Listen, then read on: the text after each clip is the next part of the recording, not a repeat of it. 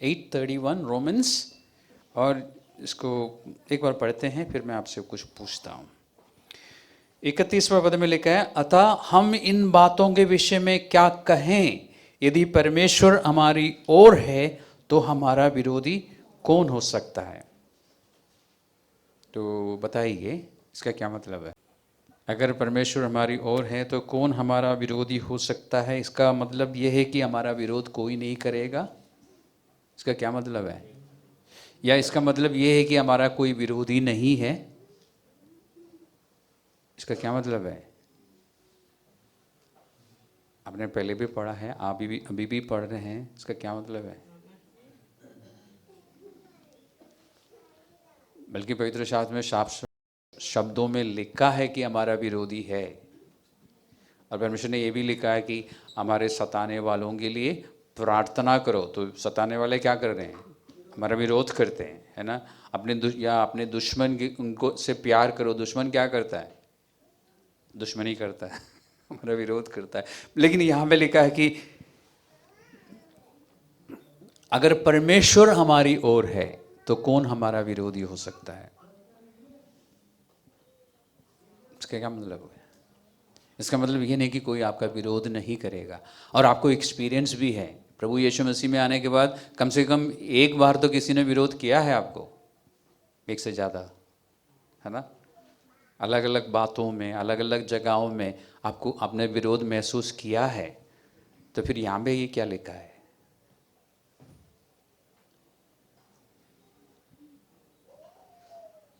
सोचना चाहिए ना। जब हम सोचना शुरू करते तो पवित्र आत्मा समझाता है। सोचिए जरा, देखिए, फिर से पढ़िए। विरोध तो होगा, क्योंकि 31वें पद को फिर से पढ़िए। वहां पे लिखा है अतः। इसका क्या मतलब है? उस शब्द का मतलब क्या है?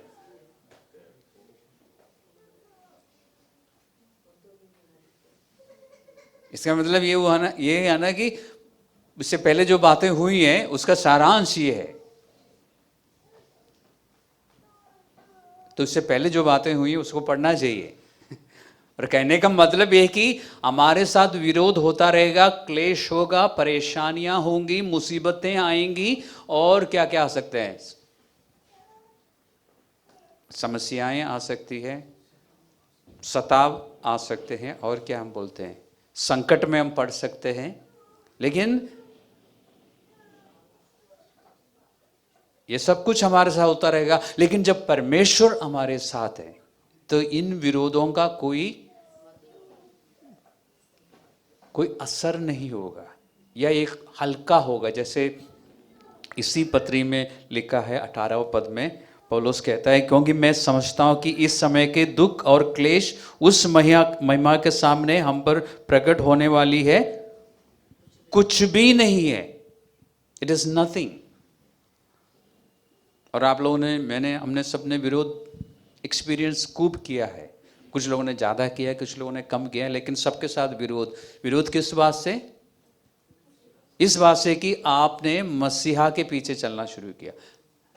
इस वजह से जो विरोध है, पौलुस कहता है, पवित्र आत्मा पौलुस के द्वारा कहता है कि ये कुछ भी नहीं है उस महिमा की तुलना में जो आप पर, मुझ पर प्रकट होने वाली है।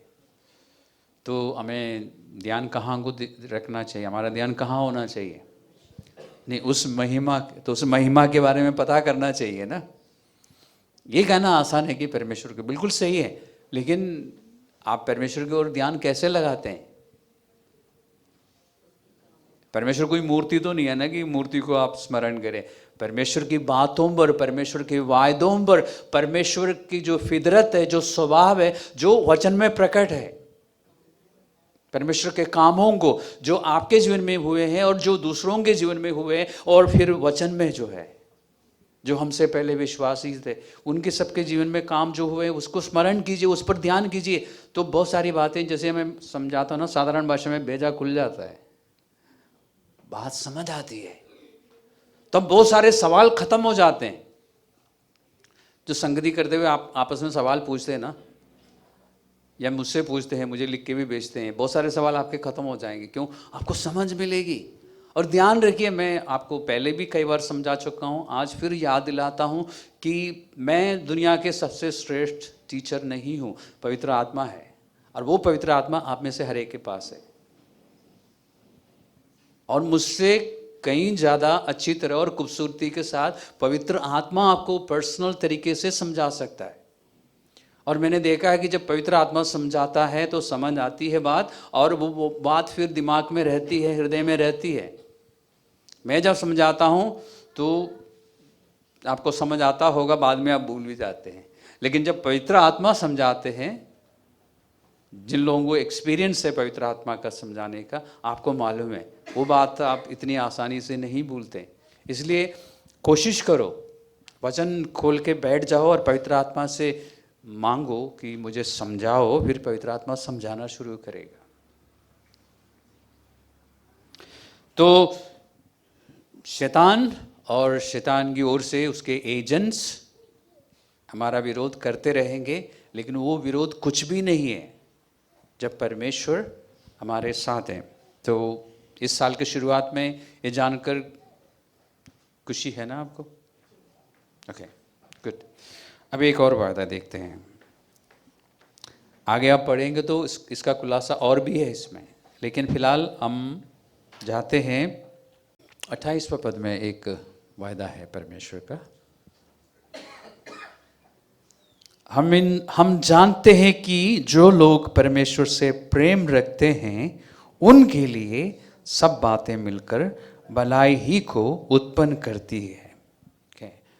तो आमतौर पर लोग ऐसे पढ़ते हैं कि सारी बातें मिलकर भलाई ही उत्पन्न करती है, ऐसा नहीं लिखा ना, लिखा है कि जो लोग परमेश्वर को प्यार करते हैं। तो एक कंडीशन है, कंडीशन अप्लाइड, समझ आता ना, छोटा सा एक स्टार। जो लोग परमेश्वर को प्यार करते हैं, परमेश्वर को आप और मैं कैसे प्यार करते हैं? परमेश्वर की बातों को मानकर।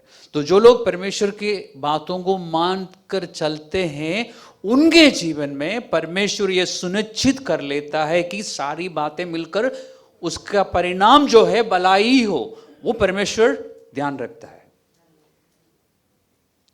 तो ऐसा नहीं कि सारी बातें मिलकर भलाई उत्पन्न करेगी, कंडीशन है, शर्त है कि आप परमेश्वर की बातों के अनुसार चलते रहो, तो परमेश्वर ही विल मेक श्योर कि सारी बातें, जो भी परिस्थिति है, जो भी हालात है आपकी, वो आखिर में जाके आपके जीवन में भलाई ही उत्पन्न करेगी।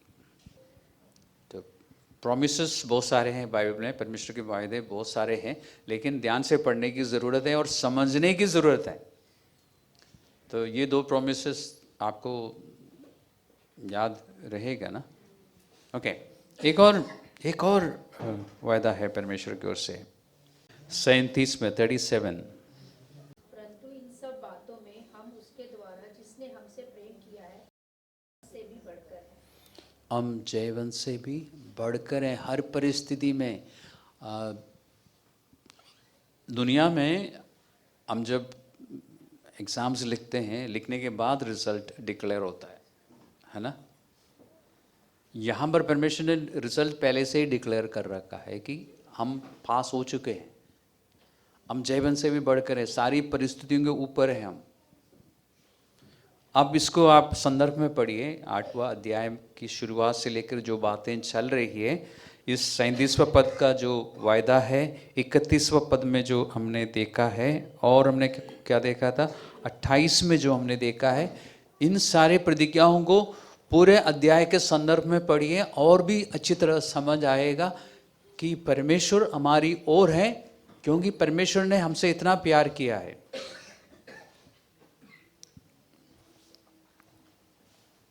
जब लोगों से पूछा जाता है ना कि आपको जो उद्धार मिला है, जो छुटकारा मिला है, ये हमेशा के लिए मिला है या किसी और बातों पर वो निर्भर है, तो लोग कंफ्यूज हो जाते हैं। विश्वासी लोगों की बात कर रहा हूँ।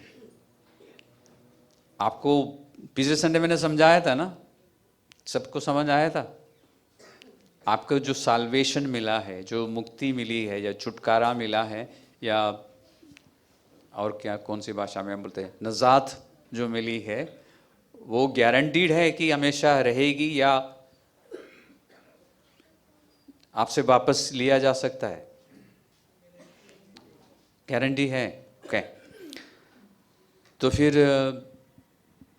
परमेश्वर की आज्ञाओं को मानने की क्या ज़रूरत है हमें?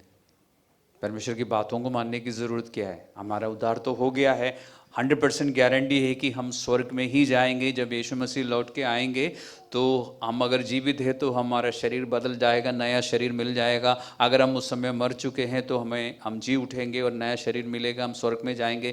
फिर अभी हम मौज मस्ती क्यों नहीं कर सकते दुनिया की तरह, दुनिया की रीति से?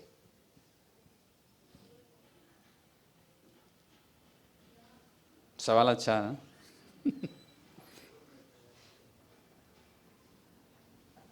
किसी के पास जवाब है? जब हमारा साल्वेशन हो जाता है तो हमें क्योंकि पवित्र आत्मा मिलता है, हम परमेश्वर के, हमारा शरीर, कभी बैठ के आपने इमेजिन करने की कोशिश की है? आज संडे है ना, टाइम है ना, थोड़ा सा बैठ के इमेजिन करना, आप परमेश्वर के वास स्थान है। पुरानी वाचा में परमेश्वर ने कहा था कि मैं यरूशलेम में, एक ही जगह के लिए परमेश्वर ने बोला था, ये मेरी जगह होगी, यहाँ पर मेरी उपस्थिति होगी। पूरी दुनिया में एक ही जगह के लिए परमेश्वर ने बोला, पूरे इस्राएल में अगर मेरी उपस्थिति देखना हो तो तुम्हें साल में 3 बार वहाँ आना होगा। वैसे और भी दिनों में आ सकते हैं, लेकिन 3 बार आने के लिए परमेश्वर ने एक आदेश दिया था, मेरी उपस्थिति वहाँ होगी हमेशा। लेकिन आज परमेश्वर की उपस्थिति ढूंढ के या परमेश्वर से मिलने के लिए आपको कहीं जाने की ज़रूरत नहीं है, आपके अंदर है। आपने कभी सोचा है कि हाथ उठा के आप आराधना करते हैं, जिसकी आप आराधना कर रहे हैं वो आपके अंदर है? कभी सोचा है, विचार किया है इस बारे में? कभी ये बैठ के इमेजिन कीजिए, बहुत कुछ समझ आएगा। परमेश्वर, इस ब्रह्मांड को बनाने वाला परमेश्वर पवित्र आत्मा के द्वारा आपके अंदर वास करता है, यानी आप परमेश्वर को लिए फिरते हैं हमेशा। तो उस परमेश्वर का निरादर होता है जब आप परमेश्वर की मर्जी के खिलाफ कुछ काम करते हैं या बोलते हैं। पवित्र आत्मा चला नहीं जाता, क्योंकि नया नियम के अनुसार पवित्र आत्मा हमें छोड़ के नहीं जाता, लेकिन पवित्र आत्मा को आप शोकित कर सकते हैं, पवित्र आत्मा को आप दुख पहुंचा सकते हैं। और हो सकता है कि जब पवित्र आत्मा आपकी वजह से दुखी है तो पवित्र आत्मा आपके द्वारा काम करना कुछ समय के लिए बंद करें, जब तक आप मन नहीं फिराते। ऐसा हो सकता है, बाइबल में नहीं लिखा है कि पुराने वाचा में पवित्र आत्मा छोड़ के जाता था, नई वाचा में पवित्र आत्मा हमेशा के लिए है। यीशु मसीह ने यूहन्ना का 14वां अध्याय में बताया था ना कि मैं तुम्हारे लिए, मेरे जाने के बाद तुम्हें पवित्र आत्मा भेजूंगा जो तुम्हारे साथ सदा रहेगा। तो परमेश्वर पवित्र आत्मा छोड़ के नहीं जाएगा। एक और उदाहरण आपको देता हूँ। यीशु मसीह बहुत सारे उदाहरण देते थे बातों को समझाने के लिए, सिर्फ उन लोगों को समझ आता था जो समझना चाहते थे। यीशु मसीह के दृष्टांतों को लेके आज भी कन्फ्यूजन है ना, क्यों? क्योंकि सबको नहीं समझ आता। जो समझना चाहते हैं उनको समझ आता है, जो समझना नहीं चाहते उनको नहीं समझ आता। तो मैं एक उदाहरण देता हूँ आपको। अगर एक व्यक्ति ने आपको बहुत बड़ा फेवर किया है लाइफ में, आपका जान बचा लिया, या आप बहुत मुसीबत में थे और आपका बहुत बड़ा एक एहसान किया, तो आप उस व्यक्ति का आभारी रहेंगे ना जीवन भर? इतना तो समझ आता है हम सबको, है ना? तो परमेश्वर ने आपको माफ किया, अब जबकि आप पापी थे, मैं भी था, हम सब जन्म से पापी थे, हमारे सारे पाप माफ कर दिए परमेश्वर ने एक झटके में, जब आपने यीशु मसीह के उस बलिदान पर विश्वास किया। परमेश्वर ने समय नहीं लगाया, ये नहीं कहा कि अच्छा मैं सोचूंगा करना है कि, परमेश्वर ने उसी समय आपको माफ किया, यानी आपके खाते में उस समय, उस पल में एक भी पाप नहीं था। जब आपने विश्वास किया, सारे साफ हो गए, सारे, आज की भाषा में डिलीट मार दिया परमेश्वर ने, साफ सब कुछ इरेज हो गया। उसके बाद आप पाप करते रहें, उसके लिए परमेश्वर ने एक इंतज़ाम रखा कि पापों का अंगीकार करने से माफ़ी मिल जाती है। आपके खाते में जो कुछ आपके खिलाफ था सब कुछ हटा दिया। उस परमेश्वर के हमें आभारी रहना चाहिए ना, हमें थैंकफुल रहना चाहिए। इसलिए हम परमेश्वर की बातों को मानते हैं। हम परमेश्वर के साथ साथ चलने की कोशिश करते हैं, क्योंकि ये जो परमेश्वर ने काम किया ना सिर्फ इस जीवन के लिए नहीं है, 120 साल तक की बात नहीं है। हमें मालूम है अनंत जीवन में जिसका अंत नहीं है, वहाँ पर भी हमें फायदा मिला है।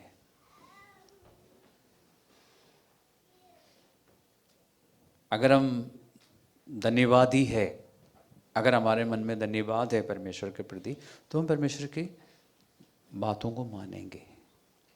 हम पापी क्यों दें? क्योंकि एक समय हम परमेश्वर के, बाइबल कहती है कि हम परमेश्वर के दुश्मन थे। अपने विचारों में और अपने व्यवहारों में हम परमेश्वर के दुश्मन थे। आज हम क्या है?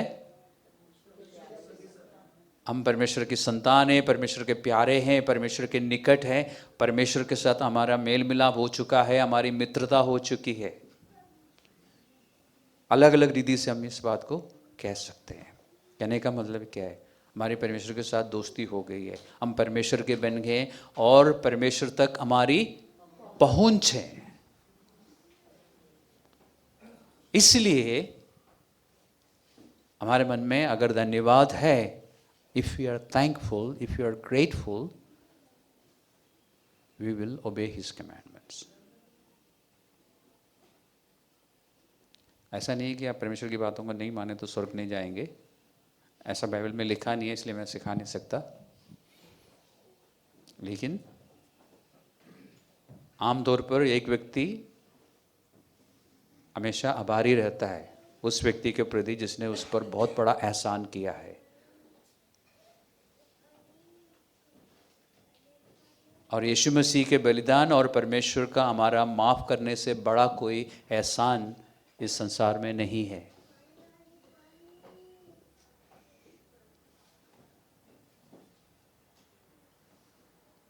तो हमने 2-3 प्रॉमिसेस को देखा है इस साल के शुरुआत में। देखते हैं हम इन प्रॉमिसेस को थामे रहेंगे इस पूरे साल, कि परमेश्वर हमारी ओर है तो हमारा कितना भी विरोध होता रहे कोई फ़र्क नहीं पड़ेगा, परमेश्वर मेरे साथ हैं और हम जीवन से बढ़कर हैं।